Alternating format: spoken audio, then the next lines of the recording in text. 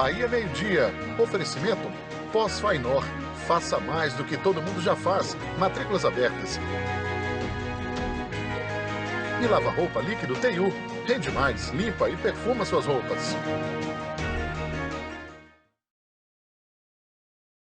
A quantidade de água ofertada pela adutora do Catolé cai, dificultando ainda mais o abastecimento de Vitória da Conquista. O Rio Catolé tem registrado vazões muito baixas atualmente, em decorrência da longa estiagem e da ação de irrigantes. Medidas estão sendo adotadas para minimizar o problema até a construção da barragem do Catolé. A Embasa está construindo essa adutora, que deve ficar pronta em dezembro. Polícia prende quadrilha acusada de furtar gado na região. Os 4 envolvidos no furto de gado estão presos aqui no Complexo Policial de Itapetinga. Nos destaques estaduais, o Bahia Meio-Dia vai mostrar a luta dessa mulher para adotar o filho que ela criou, mesmo sabendo que era fruto da traição do marido. Festival Internacional de Artistas de Rua chega à Vitória da Conquista e encanta o público. A partir de agora, no Bahia Meio-Dia.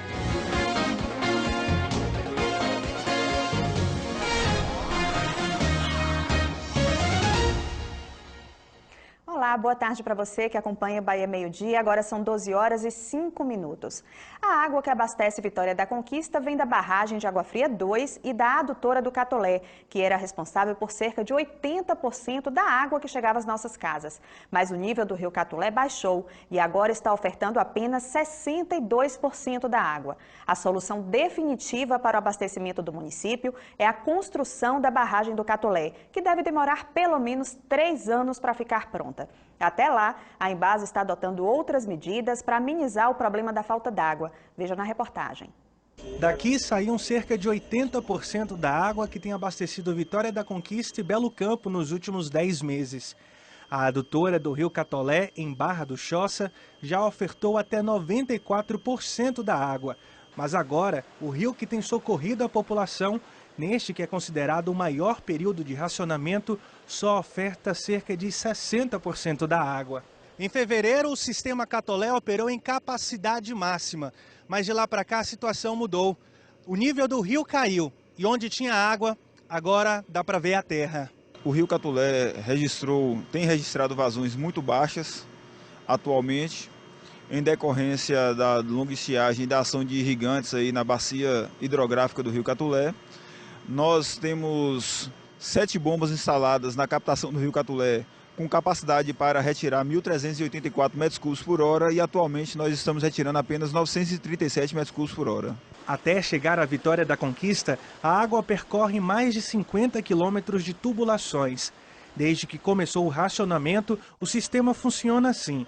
As bombas retiram água do Rio Catolé até a barragem de Água Fria 2, que está com 57% da capacidade.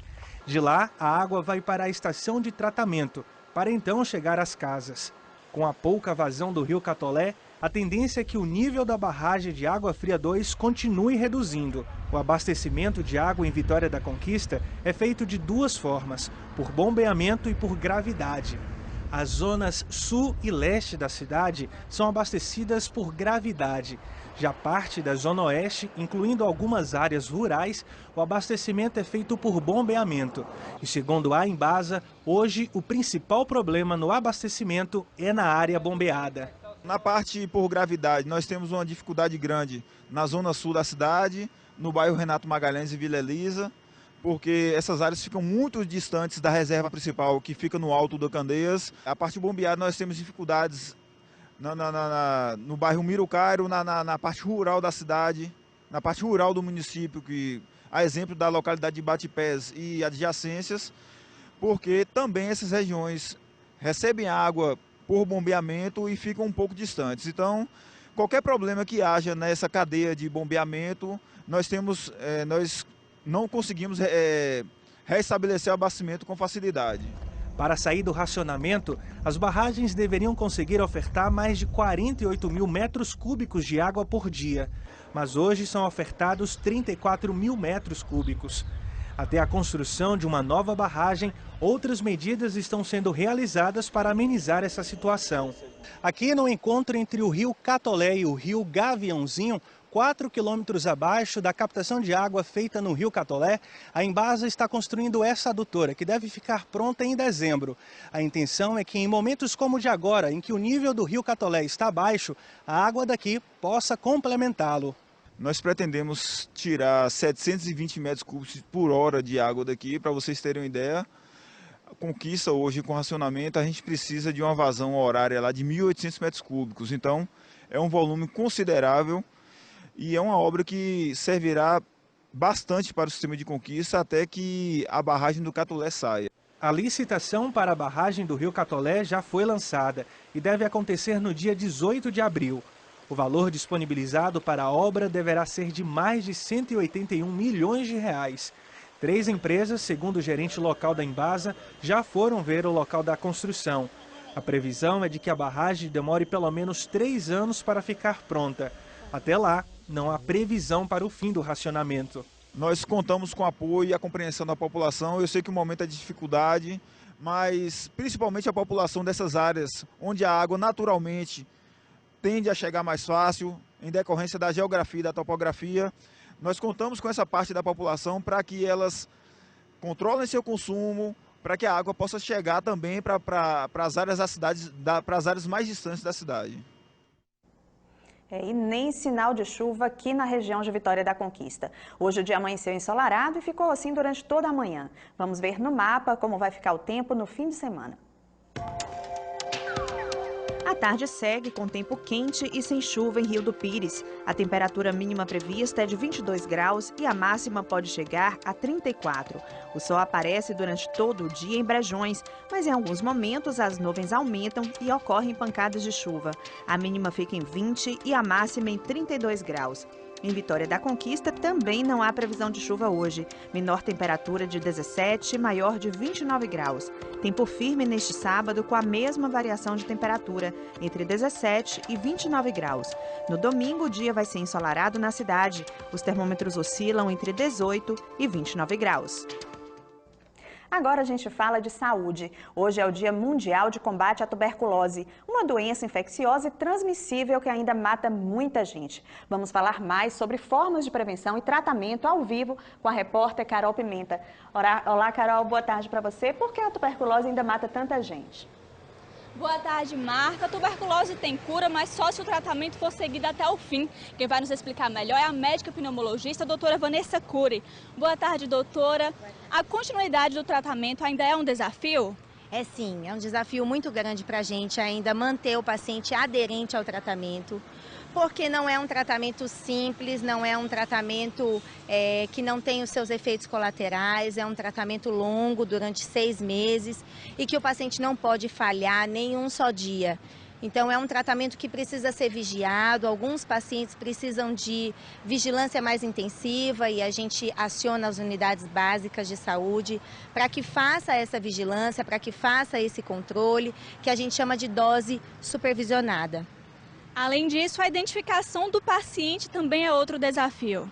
É um desafio enorme a identificação do paciente, porque os pacientes que são acometidos por essa doença, que é uma doença que ninguém está livre e que ninguém escolhe, né, ficar doente dela, mas esses pacientes eles têm um estigma muito grande, eles se escondem, eles não buscam atendimento médico, eles não buscam seu socorro. Então são pacientes que a gente tem difícil acesso. Mas a gente tem, graças a Deus, uma estrutura bem feita pela prefeitura e aí o serviço social é que busca esses pacientes, visita cada um deles em sua casa para a gente supervisionar tratamento e andamento. A tosse é o principal sintoma, mas quais são os outros? A tosse é o principal sintoma da tuberculose de pulmão. Lembrando que a gente pode ter tuberculose em outros órgãos, a gente não pode se esquecer da febre. Em geral, é uma febre com hora marcada, ela vem sempre no mesmo horário do dia, perda de peso, queda do estado geral e muita sudorese. O paciente sua muito durante a noite em repouso. Então, são alguns dos sintomas que a gente conclui uma doença tuberculose. É isso, doutora. Muito obrigada pelas informações. Voltamos ao estúdio com você, Marta. Obrigada, Carol. Daqui a pouco a gente volta aí com você. E veja em instantes, o Festival Internacional de Artistas de Rua chega à Vitória da Conquista e encanta o público.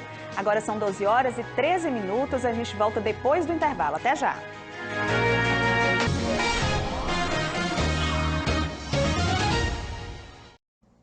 Estão presos em Itapetinga 4 homens acusados de furtar gado em fazendas da região e tentar vender para um frigorífico da cidade. Segundo a Polícia Civil de Itapetinga, o esquema funcionava da seguinte forma. O receptador, nesse caso um açougueiro, contava com a ajuda dos vaqueiros que desviavam gado de fazendas vizinhas. Depois disso, os animais seriam vendidos para um frigorífico, que, segundo o delegado, não tem participação no caso, já que os bois estavam com notas legais, mas as informações eram falsas. O esquema foi descoberto depois que funcionários do frigorífico ligaram para o dono da fazenda, que negou ter vendido os 4 bois. Nós descobrimos que 4 animais furtados, 4 bois, estariam já para ser abatidos no frigorífico aqui da cidade. A vítima nos procurou, informou que esse gado havia sido furtado de uma fazenda aqui próximo. Nós o deslocamos até o frigorífico e identificamos que um açougueiro aqui da cidade, o Ivanildo, conhecido como Van, é quem teria deixado esse gado lá para ser abatido. O açougueiro apontado pela Polícia Civil como receptador pagou R$100 por arroba, valor abaixo do normal. A quadrilha era composta por Cláudio dos Santos, de 35 anos, Denildo Lobo, de 47 anos, Ivanildo Oliveira, de 38 anos e Filinto Araújo, de 75 anos. Os 4 envolvidos no furto de gado estão presos aqui no Complexo Policial de Itapetinga. Entre os crimes previstos estão furto qualificado, associação criminosa, receptação e falsidade ideológica. Esse tipo de crime tem sido frequente em Itapetinga e região, de acordo com a polícia.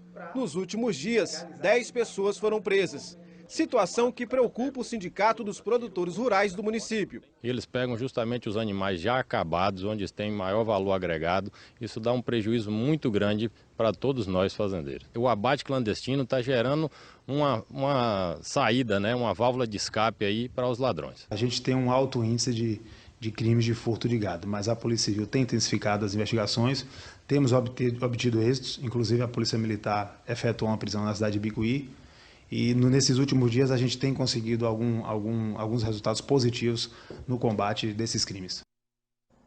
Centenas de ciclistas de várias cidades da Bahia vão participar neste fim de semana do desafio Poções de Mountain Bike. Vamos voltar com a repórter Carol Pimenta, que está com o pessoal da organização. Carol, com você novamente. Oi, Marta, vai ser a 2ª edição, a primeira foi ano passado e foi um sucesso. Eu estou aqui com a organização do evento e vou conversar com Jorge Chaves. Jorge, o que vocês prepararam para este ano? A expectativa esse ano é muito boa, né? Já que o primeiro foi o ano passado, esse ano a gente faz a 2ª edição do evento.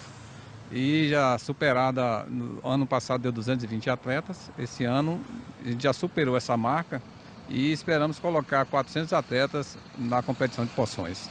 E como vai funcionar? Quantas categorias? Quais os percursos? São 20 categorias, tem categoria para todo mundo. Os percursos são 2, de 43 quilômetros e de 66. O menor para a categoria considerada amadora e o percurso maior para a categoria profissional, né? São 2 percursos. E quem quiser participar, ainda dá tempo se inscrever? Dá tempo, sim. Vai fazer a inscrição até domingo, 8 horas da manhã. Então, quem não fez sua inscrição ainda, pode fazer, que ainda está tempo ainda de fazer. Eu também vou conversar com o campeão baiano, William Bispo, ele que é atleta, vai participar da competição. Qual a expectativa, William? A expectativa é muito grande, né? A gente treinou bastante e agora é só esperar para domingo jogar duro lá.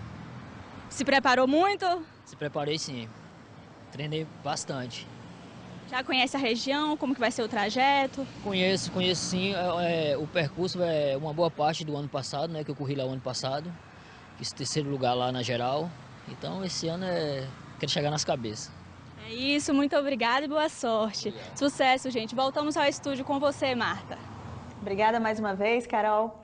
E agora a gente fala de música, dança, poesia, tudo isso feito na rua e de graça. É o Festival Internacional de Artistas de Rua da Bahia, que está sendo realizado em Vitória da Conquista. São 15 grupos que reúnem pessoas de 9 países. Quem assiste às apresentações se encanta.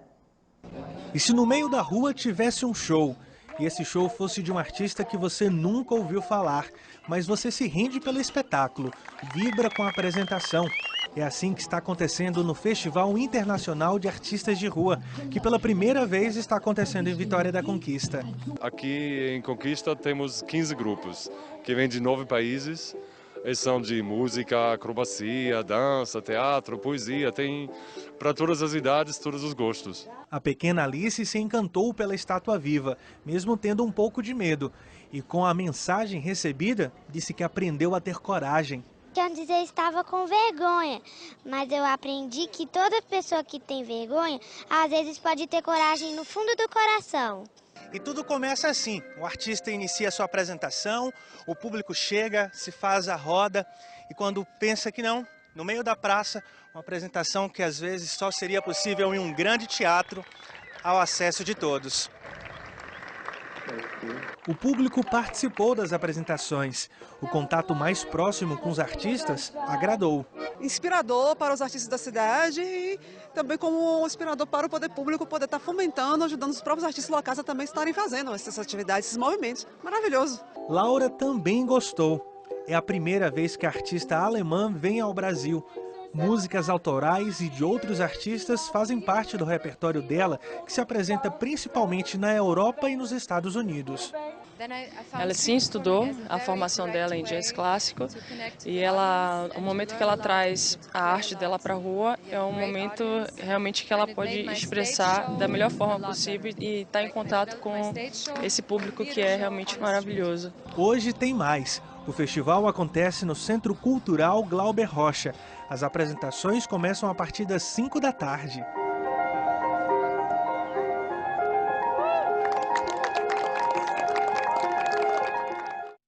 Muito bom o festival. Para rever os nossos telejornais, g1.com.br/Bahia. A seguir os destaques estaduais do Bahia Meio-Dia. Agora são 12 horas e 22 minutos.